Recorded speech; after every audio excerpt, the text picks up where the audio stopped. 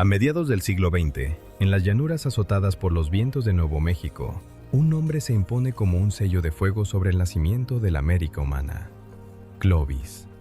La palabra resuena en los anfiteatros, atraviesa las páginas de los manuales, se imprime en los mapas y en las mentes. Clovis no es solo un yacimiento, es un horizonte, una frontera trazada en el tiempo, un origen.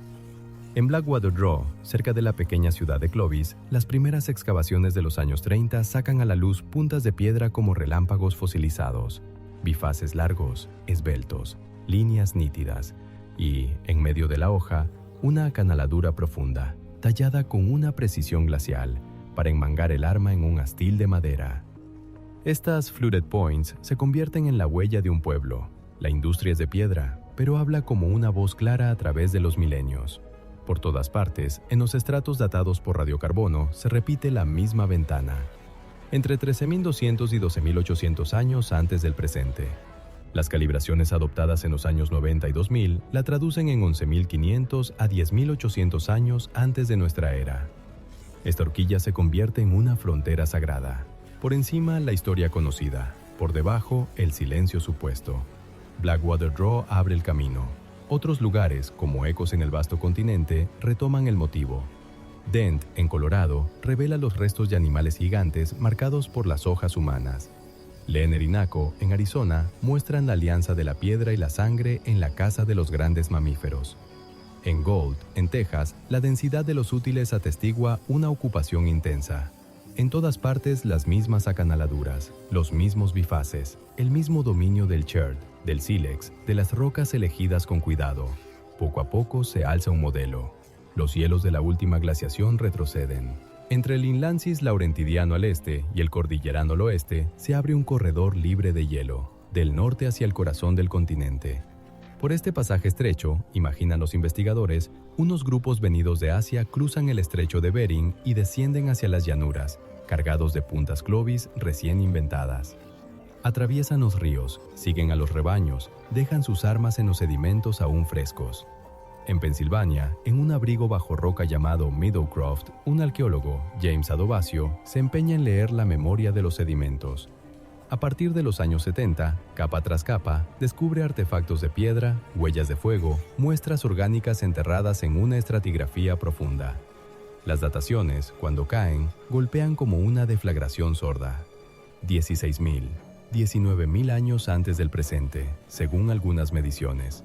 Si eso es cierto, unos humanos pisan estas tierras mucho antes de Clovis, pero la comunidad duda.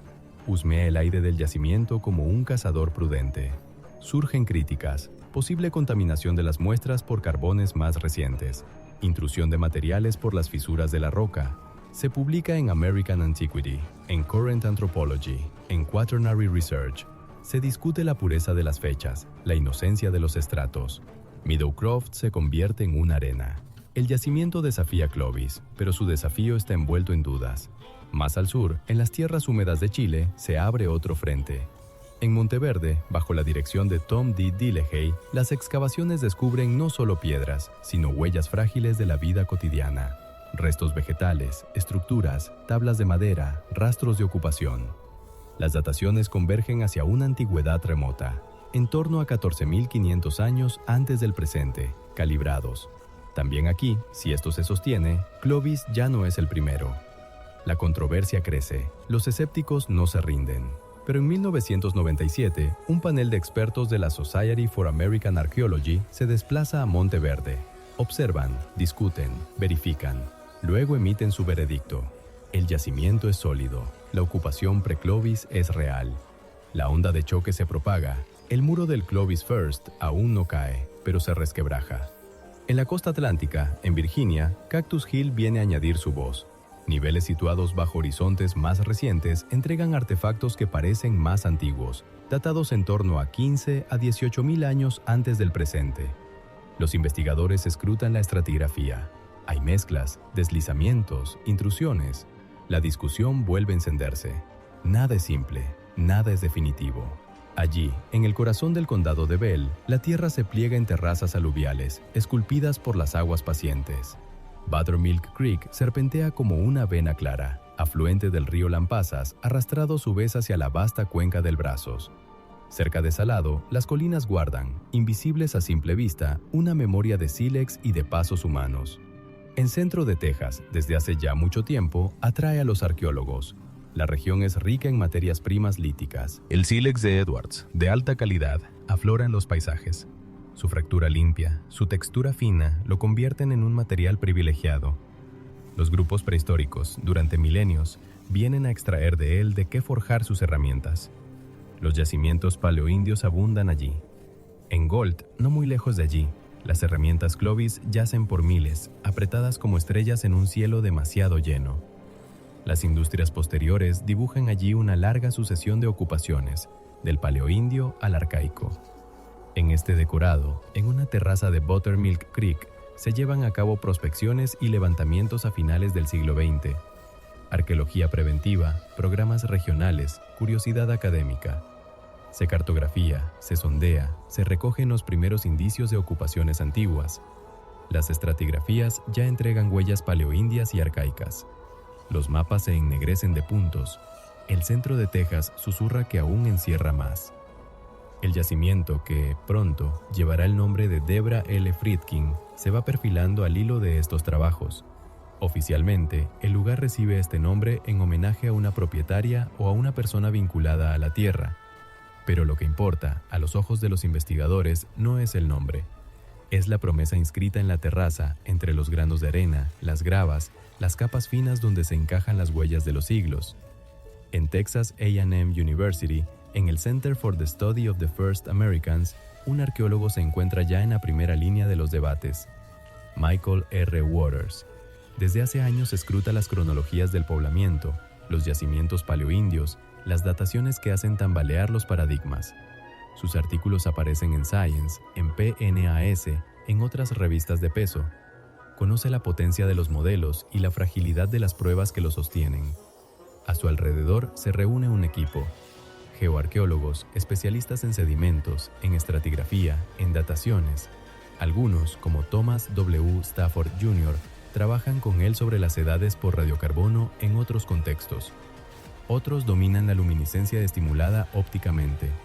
Saben leer en los granos de cuarzo los años acumulados desde su último beso de luz. Todos cargan con el mismo fardo, demostrar, con una rigurosidad implacable, lo que la intuición o los indicios dejan entrever. Más allá de los muros de la universidad, programas federales y financiaciones universitarias sostienen la búsqueda. La National Science Foundation apoya algunos proyectos de Waters. Los presupuestos no son ilimitados, pero bastan para abrir la tierra, instalar tiendas de excavación, pagar análisis delicados. En el aire flota una pesada expectativa. La comunidad científica sabe ya lo que se necesita para derribar definitivamente el Clovis First. Un yacimiento norteamericano, no solo sudamericano. Una estratigrafía diáfana, sin mezcla. Un nivel claramente situado por debajo de Clovis, con artefactos numerosos, coherentes, lo bastante ricos como para hablar de una industria completa y no de unos pocos lascas perdidas. Dataciones múltiples, independientes, que se verifiquen unas a otras. Radiocarbono, OSL, todo lo que la ciencia permite. También hace falta un lugar situado al sur de los antiguos Inlandsis, en esas regiones que nunca duermen bajo kilómetros de hielo. Allí, la huella de los primeros grupos puede inscribirse sin ser aplastada por los glaciares. Texas se convierte entonces en una zona clave. Los investigadores proyectan en ella sus hipótesis más allá del tiempo.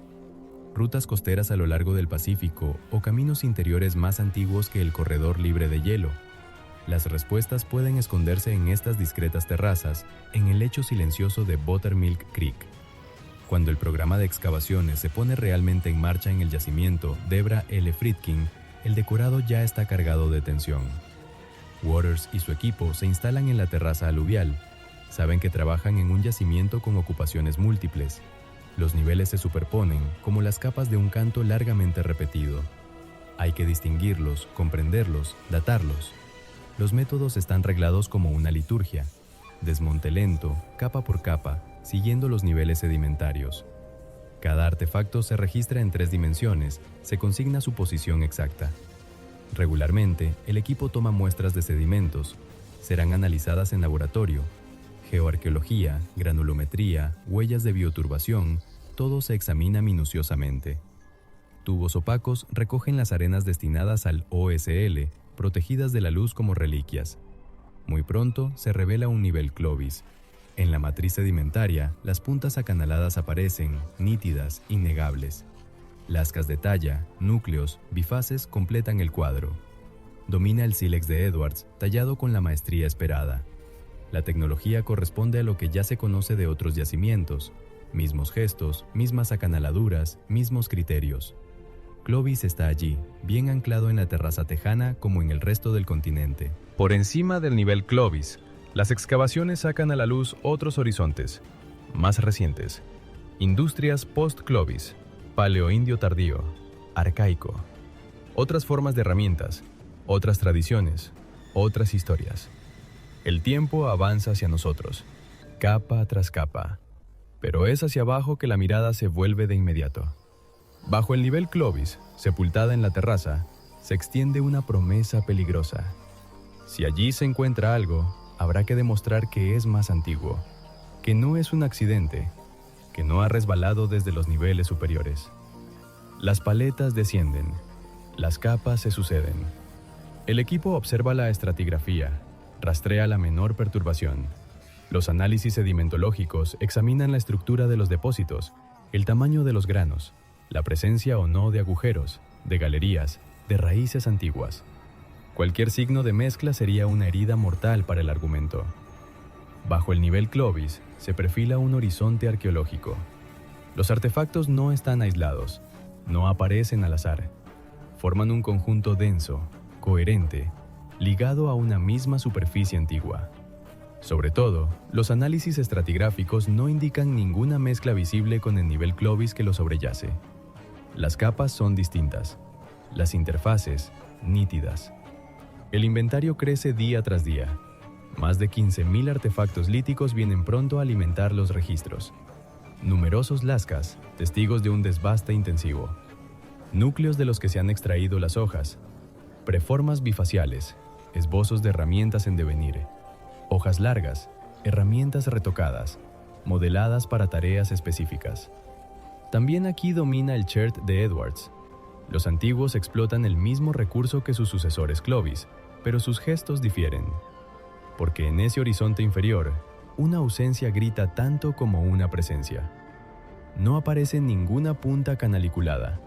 Ninguna fluted point viene a firmar el nivel con el nombre de Clovis. En su lugar, otra manera de tallar se lee en los ángulos, las nervaduras, las plataformas de percusión. Las técnicas de desbaste de hojas, la manera de producir bifaces, de preparar las preformas, todo ello se aparta del repertorio clásico del nivel suprayacente. Waters y su equipo observan, miden, comparan. Se dibujan las cadenas operativas, los volúmenes preparados, la forma de desprender las hojas, las modalidades de retoque. Todo indica una tradición distinta. Ni copia de Clovis, ni simple variación. Un complejo tecnológico propio. Lo denominan, en sus escritos, el Buttermilk Creek Complex. Un conjunto anterior, enraizado bajo Clovis, pero que comparte con él el mismo terruño de chert. Las muestras destinadas a la luminiscencia estimulada ópticamente parten al laboratorio. Allí, en la oscuridad controlada, los granos de cuarzo son aislados, irradiados, medidos. Se determina la dosis equivalente, la cantidad de energía acumulada desde que esos granos fueron expuestos por última vez a la luz del sol, cuando se depositaban en la terraza. Se calcula la tasa de dosis relacionada con la radiactividad natural. A partir de ahí, se deduce una edad. Los resultados, cuando la ciencia los entrega, trazan una cronología nueva bajo Texas. Los sedimentos que contienen el conjunto pre-Clovis proporcionan edades OSL que se extienden de aproximadamente 15.500 a 13.200 años antes del presente, calibrados según los métodos del estudio. La mayoría de los artefactos se concentran en un intervalo centrado en torno a 15.500 a 13.200 años. Su mundo nace, vive y se apaga antes de la aparición del nivel Clovis del yacimiento, antes de la cronología clásica de las puntas canaliculadas. Los geoarqueólogos vuelven entonces sobre la estratigrafía con una precisión redoblada. Escudriñan las estructuras sedimentarias, la granulometría, las huellas de bioturbación. Buscan la prueba de una perturbación mayor que hubiera podido hacer descender hacia abajo artefactos más recientes. Pero los análisis convergen. Los niveles aparecen estables. Las estructuras internas de los sedimentos no delatan grandes remociones. Los artefactos preclovis parecen reposar donde la mano que los dejó los abandonó. En marzo de 2011, la revista Science abre sus páginas al equipo de Michael R. Waters. El artículo anuncia sin rodeos el descubrimiento de un conjunto preclovis en Texas, con dataciones anteriores a 13.000 años antes del presente.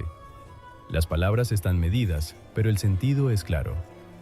Deborah L. Friedkin, Buttermilk Creek, se convierte de pronto en un nombre lanzado como un desafío a décadas de certeza. Las conclusiones avanzadas por Waters y sus colegas son tajantes. El yacimiento, afirman, proporciona pruebas sólidas de la presencia humana en América del Norte antes de Clovis. La abundancia de los artefactos, la claridad de la estratigrafía, la coherencia de las dataciones OSL sostienen la afirmación.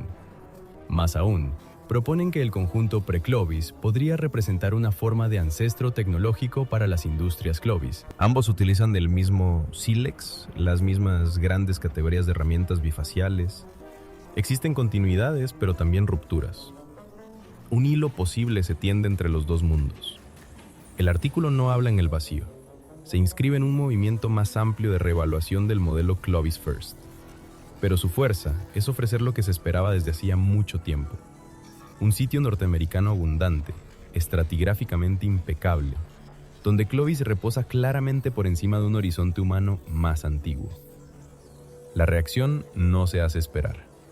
En los laboratorios, las oficinas, las aulas, se lee el artículo, se comenta. La prensa científica hace resúmenes. Science lo destaca, Nature News lo menciona, National Geographic difunde el hallazgo. Los periodistas describen a hombres y mujeres cazando en el Texas de hace 15.000 años. La noticia se esparce como un fuego por la estepa. Entre los arqueólogos, la emoción se combina con prudencia. Muchos subrayan la importancia del número de artefactos, la belleza de la estratigrafía. Pero no todos se rinden de inmediato. Reclaman verificaciones independientes.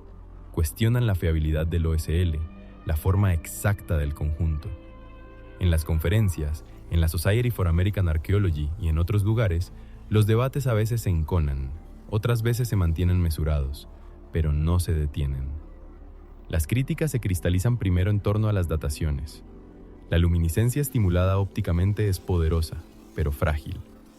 ¿Tenemos la certeza de que los granos de cuarzo fueron efectivamente puestos a cero, completamente, en el momento del depósito? Un reseteo parcial, una exposición insuficiente a la luz antes del enterramiento, y la edad se vuelve confusa. Algunos especialistas señalan los márgenes de error, las incertidumbres sobre la tasa de dosis, la posibilidad de sedimentos ligeramente removidos. En la literatura especializada, artículos diseccionan los protocolos, comparan los métodos, cuestionan la precisión de las edades anunciadas. Otras críticas atañen al propio conjunto. La ausencia de puntas de proyectil diagnósticas, esas formas que permiten vincular inmediatamente una industria a una tradición, inquieta a algunos. ¿Cómo comparar este horizonte pre-Clovis con Monteverde, con otros sitios propuestos como antiguos? ¿Dónde están las marcas tipológicas que se imponen como firmas? Algunos se preguntan si la distinción tecnológica entre el nivel pre-Clovis y el Clovis suprayacente marca una verdadera ruptura o una simple variación regional dentro de una misma corriente. Waters y su equipo no guardan silencio. Publican trabajos complementarios sobre la geoarqueología del sitio, detallan la estratigrafía, analizan más a fondo las herramientas líticas, presentan sus resultados en congresos, responden a las críticas en las discusiones públicas, repiten los argumentos, retoman los datos. El edificio de Buttermilk Creek se refuerza a medida que es atacado. Buttermilk Creek, desde ahora, se inserta en una constelación de sitios pre-Clovis. Se lo compara con Monteverde Sos, en Chile, datado en torno a 14.500 años calibrados. Se constata que Texas y Chile parecen indicar edades comparables, a veces ligeramente más antiguas para Buttermilk Creek. También se alinean Page Latson, en Florida, donde rastros humanos se hunden bajo las aguas de un antiguo sumidero. Cooper's Ferry, en Idaho, y diversos sitios costeros pacíficos entran en el debate con sus propias propuestas de ocupaciones anteriores a Clovis. En este mosaico, Deborah L. Friedkin ocupa un papel particular. Es uno de los primeros sitios norteamericanos ampliamente mediatizados que presenta un conjunto lítico abundante, estratigráficamente subyacente a Clovis, con dataciones sistemáticas y una metodología expuesta en detalle. Las síntesis generales, cuando tambalean el dogma de Clovis First, citan a Buttermilk Creek como una piedra angular. El paradigma comienza a ceder bajo la presión conjugada de estos sitios. En la literatura especializada se produce un desplazamiento. Los artículos de síntesis, después de 2011, ya no hablan solo de Clovis como de un umbral. Evocan ahora un modelo pre-Clovis, o la posibilidad de múltiples rutas y oleadas de poblamiento. Science, Nature, PNAS, Quaternary International y otros más acogen estas nuevas visiones. Los capítulos de los manuales de arqueología norteamericana se reescriben. Las páginas que presentaban a Clovis como la primera humanidad del continente se modifican, se matizan. Buttermilk Creek aparece junto a Monteverde, Page Latson y Cooper's Ferry. El panorama se vuelve más complejo. En este nuevo orden, los escenarios migratorios deben plegarse a los datos. Si hay humanos en Texas antes de la apertura completa del corredor glacial interior, entonces el antiguo esquema único ya no se sostiene. Las rutas costeras a lo largo del Pacífico quedan reforzadas. ¿Se imaginan grupos siguiendo los litorales, aprovechando los recursos marinos, rodeando los hielos por el oeste? Otras hipótesis mencionan varias oleadas, grupos pre-Clovis, quizá distintos biológica y culturalmente de aquellos que más tarde portarán la firma Clovis. O bien, por el contrario, una continuidad evolutiva. Pioneros instalados desde hace mucho tiempo, cuya tecnología evoluciona progresivamente hacia las formas acanaladas. Las industrias líticas norteamericanas, bajo esta luz, se metamorfosean.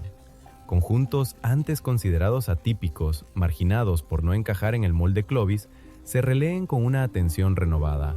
Se buscan en las láminas, los bifaces, las cadenas operativas, ecos de Buttermilk Creek. Se desarrollan programas comparativos, se ponen lado a lado las gestualidades de talla, los tipos de núcleos, la estructura de las preformas, para tejer o deshacer vínculos entre las tradiciones técnicas.